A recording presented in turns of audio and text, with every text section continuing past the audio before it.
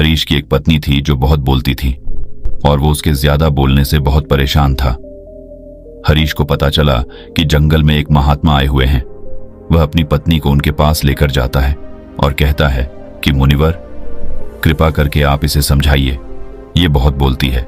मेरे मना करने के बाद भी इसका दिन भर इसका मुंह चलता ही रहता है। मैं इसे कितना समझाता हूं कि कम बोला कर चुप रहना सीख, लेकिन नहीं, और हर बार इसकी वजह से लड़ ढाई होती है।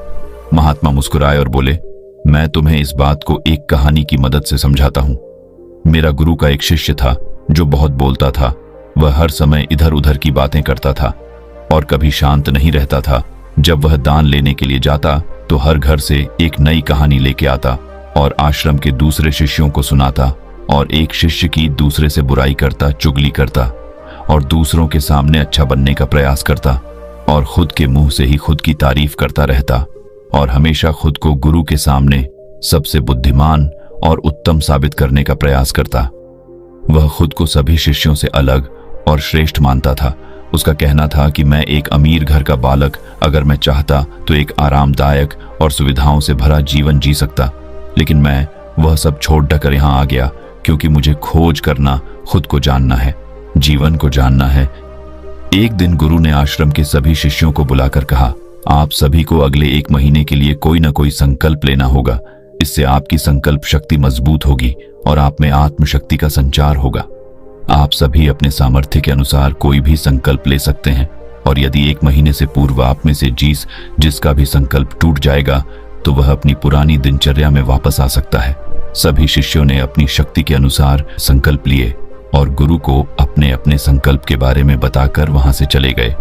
लेकिन वह शिष्य जो खुद को सबसे अलग दिखाना चाहता था, वह सीधे गुरु की कुटिया में पहुंच गया और बोला, मैं कोई छोटा मोटा संकल्प नहीं लेना चाहता, बल्कि खुद की ही जैसे एक और महान संकल्प लेना चाहता हूं। कृपया आप ही बताएं मुझे क्या संकल्प लेना चाहिए। उसकी यह बात सुनकर गुरु मुस्कुराए बोले, क्या तुम मेरे द्वारा दिए गए संकल्प को पूरा कर पाओगे? क्या तुम्हारे लिए उसे पूरा करना संभव होगा? शायद नहीं, वह तुम्हारे लिए संभव नहीं।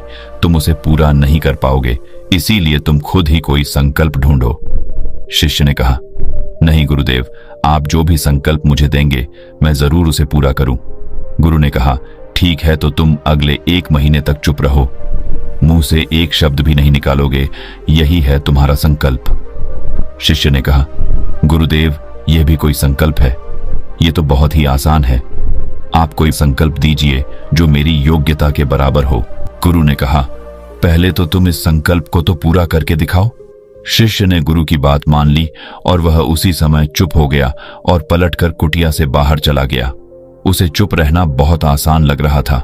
उसने एक दिन तो जैसे तैसे चुप रहकर काट लिया, लेकिन दूसरे दिन से उसके मन में ना बोलने का बोझ बढ़ने लगा, और तीसरे दिन उसे भारीपन महसूस होने लगा, और चौथे दिन उसके अंदर एक अजीब सी बेचैनी होने लगी, क्योंकि आसपास आश्रम के सभी शिष्य एक दूसरे से बातें कर रहे थे।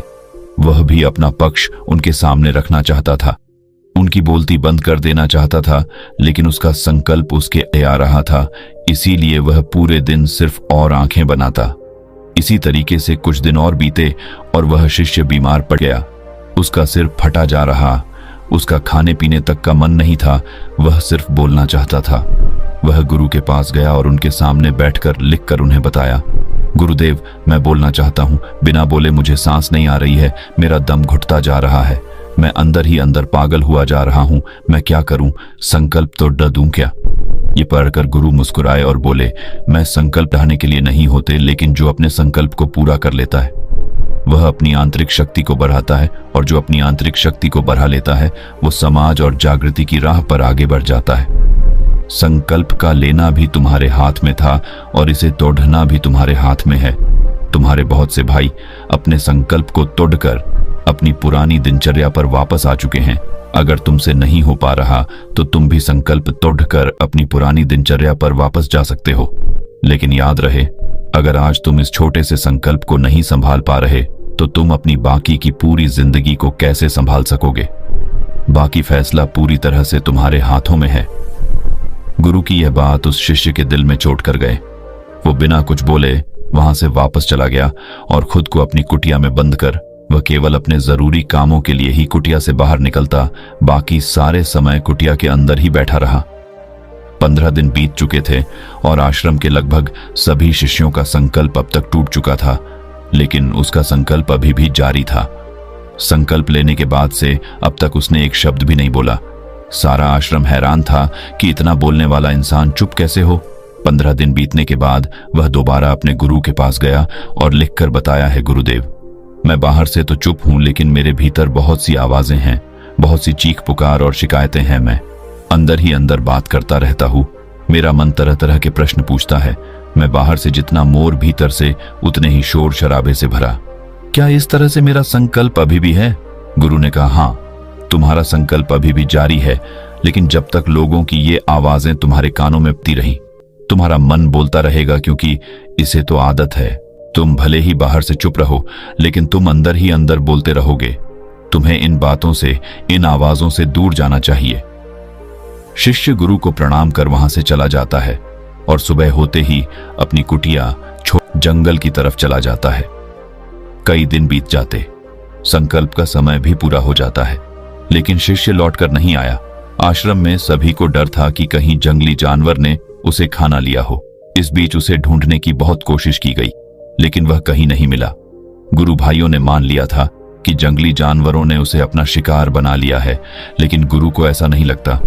एक दिन आश्रम का एक अन्य शिष्य गुरु के पास आया और बोला, गुरुदेव, हमारे उस अधिक बोलने वाले भाई के साथ क्या हुआ होगा? क्या जानवर ने उसे मार दिया होगा? गुरु ने कहा, हो सकता है कि जानवरों ने उसे अपना शिकार बना लिया हो, लेकिन उसके न लौटने की एक दूसरी वजह भी हो सकती है। शायद उसे वह मिल गया है जिसके लिए वह गया था। फिर शिष्य ने पूछा, गुरुदेव, क्या ज्यादा बोलना इतना हानिकारक होता है? गुरु ने बोला, कहा, इंसान के जीवन के बहुत सारे दुखों में से एक दुख यह भी है कि वह कभी चुप नहीं रह सकता, हमेशा कुछ ना कुछ बोलता ही रहता है। सिर्फ हमारे बोलने के कारण हमारे आधे से ज्यादा दुख पैदा होते हैं। हम में से कोई भी चुप नहीं रहना चाहता, हम बस सामने वाले को सुना देना चाहते हैं। जो भी हमारे मन में है सब निकालकर उसके मन में बैठा देना चाहते हैं, उसे समझा देना चाहते हैं कि देख, तू गलत है और मैं सही। इस तरीके से सुनने और सुनाने का यह काम जिंदगी भर चलता रहता है, लेकिन इस नासमझी में हम अपना समय, अपना जीवन, अपनी समझ और सबसे महत्वपूर्ण अवकीमती पल जो जिए जा सकते हैं, जिनको अनुभव किया जा सकता है, जिनमें आनंद को प्राप्त किया जा सकता है, यह सब खो देते हैं। लेकिन इसके बदले हमें मिलता क्या है? कुछ नहीं, सब व्यर्थ और बर्बाद हो जाता है। शिष्य ने पूछा, तो फिर इसका समाधान क्या है? गुरु ने कहा, पूरी जागरूकता के साथ अपने विचारों को देखना, यही एकमात्र तरीका है।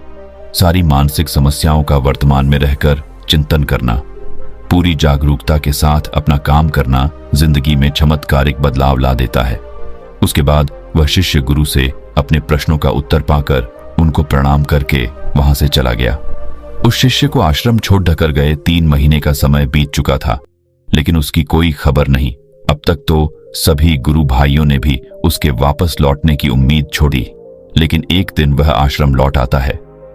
लेकिन अब वह नहीं था जो यहां से गया था, वह कुछ और ही बनकर वापस आया था।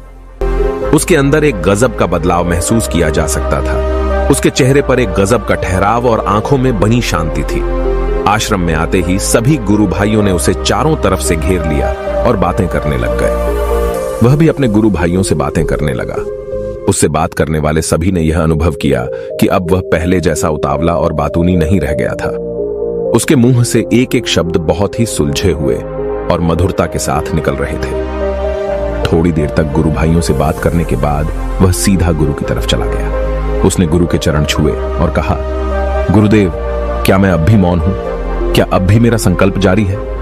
गुरु ने कुछ देर तक शिष्य की आंखों में बड़े ध्यान से देखा और कहा, हां, तुम अब भी मौन हो। तुम्हारे मुंह से एक भी शब्द निकल नहीं रहा और तुम्हारा संकल्प अभी भी जारी है। शिष्य ने कहा, गुरुदेव, जब मैं आश्रम से गया तो मैं मुंह से तो चुप था, लेकिन मेरे अंदर बहुत सी आवाजें थी। मन में बहुत से प्रश्न थे और वह बंद नहीं हो रहे थे, तो मैं जंगल में चला गया, इस उम्मीद से कि वहां मुझे शांति मिलेगी और मेरे मन की बकबक कम हो जाएगी। लेकिन मैं जितना एकांत में जाता गया, मेरे अंदर की आवाज उतनी ही तेज होती गई। मेरे भीतर की पुरानी से पुरानी आवाज मुझे सुनाई देने लगी। तब जाकर मैंने महसूस किया कि मैं कितना गलत कर रहा था। जब मैं अपने परिवार वालों, दोस्तों को और गुरु भाइयों को बुरा भला कहता था तो उस समय मुझे लगता था कि मैं सही कह रहा हूं। जब मैं गुरु भाइयों की एक दूसरे से चुगली करता था और उनका मजाक बनाता, तब भी मुझे यही लगता था कि मैं उनसे बेहतर हूं और मैं सही कर रहा हूं। लेकिन उस दिन मैंने पहली बार महसूस किया कि मैं कितना गलत बोलता था। काफी दिनों तक ये आवाजें, ये शिकायतें मेरे अंदर चलती रही, लेकिन धीरे धीरे करके एक दिन ये सारी आवाजें मेरे अंदर से समाप्त हो गई। अब मैं भीतर से भी मौन हो गया। उस घने जंगल में बाहर से कोई बोलने वाला था नहीं और भीतर कोई आवाज बची ही नहीं थी, और मैं उस दिन पहली बार मौन का सही अर्थ समझा। मेरे चारों तरफ बहुत शांति थी। हालांकि अभी भी कुछ आवाजें आ रही थीं जो पहले भी आती थीं, लेकिन मैं उन्हें सुन नहीं पाता था। पर अब वह सभी आवाजें मुझे स्पष्ट रूप से सुनाई दे रही थीं। हवा के चलने की आवाज, चिड़ियों के चहकने की आवाज और पानी के बहने की आवाज। ये सभी आवाजें मैंने पहली बार पूरे होशपूर्वक सुनी। अपने चारों तरफ इतनी शांति मैंने पहले कभी महसूस नहीं की थी। तो इस शांति को भंग करने के लिए मैंने पहली बार अपने मुंह से कोई शब्द निकाला। मैं चिल्लाया, हे ईश्वर, ये कैसी शांति है? सभी कुछ इतना शांत क्यों है? ऐसा क्या हो गया? लेकिन मेरे चिल्लाने के बाद भी शांति भंग नहीं हुई। सब कुछ पहले जितना ही शांत था, बाहर भी और भीतर भी। हे गुरुदेव, मैंने अपने गुरु भाइयों से बात की, मैंने आपसे बात की। मैं बोल रहा हूं, मैं चल रहा हूं, मैं सब कुछ देख रहा हूं, लेकिन मैं अपने भीतर एकदम एकांत में हूं, मौन में हूं। भीड़ में होता हूं तब भी भीतर से अकेला एकांत में होता हूं। जब मैं खुद में भी शोर करना चाहता हूं तब भी एकांत में ही होता हूं। अब सब दिखाई पड़ने लगा है, सब सुनाई पड़ने लगा है। गुरु ने कहा, जब तक हम बाहर की तरफ बोलते रहेंगे भीतर अशांति ही रहेगी, लेकिन जिस दिन हम भीतर की तरफ मुड़ जाएंगे तब हमारे मुंह से कुछ भी निकलेगा, हम शांत ही रहेंगे। दुनिया में जितनी भी बुराइयां हैं ज्यादातर हमारे बोलने से ही उत्पन्न होती है, क्योंकि हम चुप रहना नहीं चाहते। हम जितनी जरूरत है उससे कहीं ज्यादा बोलते हैं। हम सामने वाले को सुनना नहीं चाहते, बल्कि उसकी बोलती बंद कर देना चाहते हैं। उसे समझा देना चाहते हैं कि मैं कौन हूं, मैं क्या कर सकता हूं, और यही हमारी जिंदगी का मकसद बनकर रह जाता है। हमारी सारी ऊर्जा व्यर्थ के बोलने में बर्बाद होती रहती है। ऐसे ही समाज में लोगों का जीवन दुखों से भर जाता है, जो हमेशा एक दूसरे को सुनाने में लगे रहते हैं। कभी एक दूसरे को सुनना नहीं चाहते, समझना नहीं चाहते, और चुप रहना तो उन्होंने कभी सीखा ही नहीं, क्योंकि चुप रहना उन्हें छोटा महसूस करवाता है। दुनिया की सभी लड़ाइयों का कारण हमारा बोलना ही है। इसलिए हमें सिर्फ उतना ही बोलना चाहिए जितना जरूरी हो, क्योंकि व्यर्थ का बोलना ऊर्जा को नष्ट करना है, और यह बोलना ही हमें कभी अपने भीतर की ओर लौटने नहीं देता, क्योंकि यह हमें बाहर की ओर खींचकर रखता है, और बाहर है ही क्या इस संसार के अलावा। लेकिन अगर अपने भीतर के संसार की ओर मोड़ना है तो इस मुंह को बंद ही रखना चाहिए। इसीलिए जितने भी बुद्ध हुए, आत्मज्ञानी हुए, वह सभी एकांत की ओर भागे, ताकि उन्हें ज्यादा न बोलना पड़े, ज्यादा सुनना न पड़े।